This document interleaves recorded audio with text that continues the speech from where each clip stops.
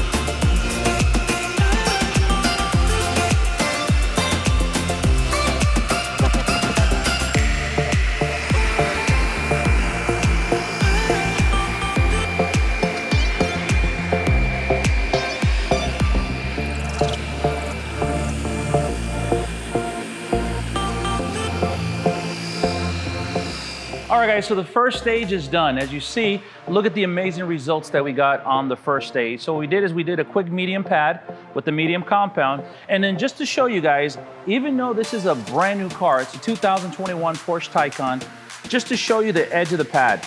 See that thin layer right there? That's the oxidation or the dirt and grime that was inside of the paint system and the pores and all that. So just because a car is new doesn't necessarily mean that you don't need some form of polishing or paint correction. In this case, did we really have to paint correct this car? Not really, but this just goes to show you that I want to remove all the contaminants that are inside the paint system. So when I come back with my ceramic coating, it's going to go ahead and lock that in and not worry about any contaminants going on and blending in the future. So let's do this. Let's go ahead and go to the last stage, which is going to be the polish, and then we'll give you guys the finished results.